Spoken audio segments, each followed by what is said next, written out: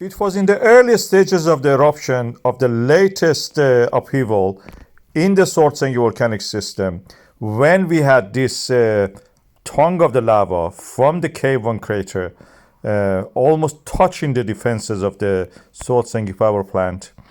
This was the tongue of the lava I'm talking, that's the direction of the flow. It crossed the road which connects the north toward Grindavik. This is the beautiful setting of the Svartsengi, and just today we see this, and the lava has approached and overwhelmed part of the defense. And that's the reason we have to use the firefighters to come and actually pour water, spray water over this lava to cool it down. When it cools down, it forms a barrier. It acts like a defense wall itself. So this operation was going on all through the last night and today. As you can see here, I'm just brightening up the image so you can see the context better. These are all from MBL. The beautiful map they have provided also shows that. And I marked, this is near the Selingofeld, to the north of the Svartsengi defense wall, that area. And this is where we had this experience of cooling down the lava in the past. I have a video about it. I'll put it here for you. This is one of my most popular videos, I think. As the world knows, Grindavik, the port town in the Iceland's Reykjanes Peninsula, is in danger because of an imminent eruption may cut through the town and reach the sea. There are potential other ways also, but that depends where the eruption happens. We have the swarms of earthquake, and a seal is formed under the Grindavik up to the Svartsengi power plant. We are trying to save the power plant, but not yet the town itself. This is not something new. Heimaey Island in Iceland in 1973 was in the similar situation. We had a volcano eruption there. It was one of the iconic times in the volcanology, because for the first time we tried and we successfully stopped the lava flow by pumping water onto it. The lava was almost covering 1/5 of the town, and we tried every second 400 liters of water was pumped and also directed by laying pipes onto the town. This is the iconic image of my time, and is world famous probably.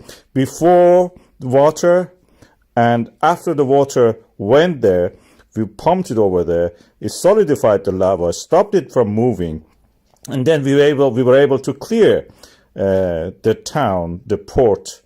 And now, even after all those years, the town is back on its knees. The fissure that erupted, you can see the black line coming from diagonally, and you can see in the aerial photograph of the area, this region, how it affected the whole town. This is very similar to what we have in the Grindavik today, and it is quite possible that we will successfully can stop this lava flow by pumping water. We need very big, powerful pumps. I have videos about the situation where lava flows enters the sea, and what happens when such a thing happens. And also before that, with the lava boats that can put life and property in danger.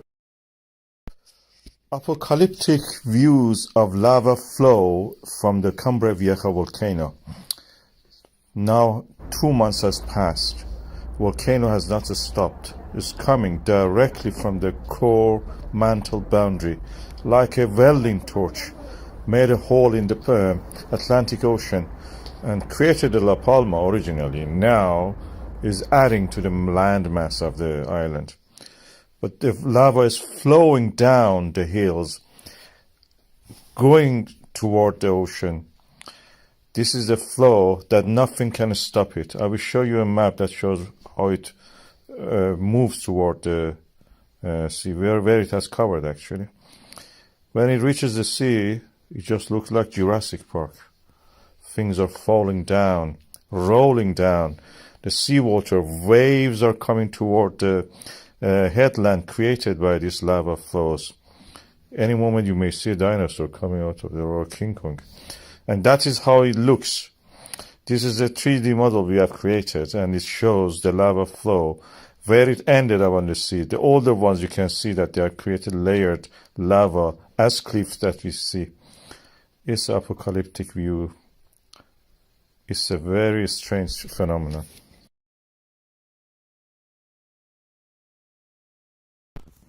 What is a lava boat? This is a phenomenon we see when we have a volcanism, and the lava which is flowing is very viscous and it can flow easy, and because on the way it faces boulders and rocks from either the native or previous eruptions of itself, even its own solidified lava, it can keep them floating on top of it.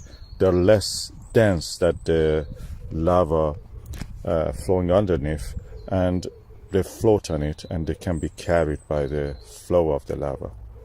As you can see, it takes a while sometimes because the level of the slope of the flow is not much, but then they enter a pool of lava and you can see that they float on it.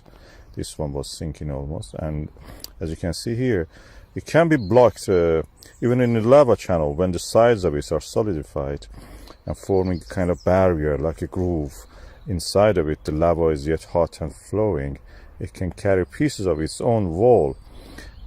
This is also again from the La Palma. As you can see, huge. That boulder is probably near 10 to 15 meters. And there are examples of it in elsewhere. This one was really interesting in that sense. It just was seen for a long period of time from the source, almost the source, to where it was actually deposited.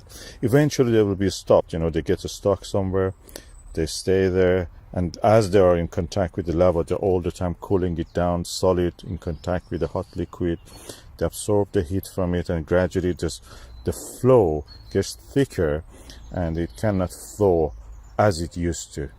So this viscosity will increase and makes the lava to solidify. In that sense, it will form a kind of like an island, and any flow can flow around it. This is from the La Palma, as you can see, the eruption 2022, and this is flowing very rapidly and carrying the raft with it. These are rafts or lava boat carried by the flow of the lava, as you can see here. It's quite quite deep actually, probably 5-6 meters deep, and the sides are solidified as you saw. So it can be carried a long distance if it is like that, the volume is too high.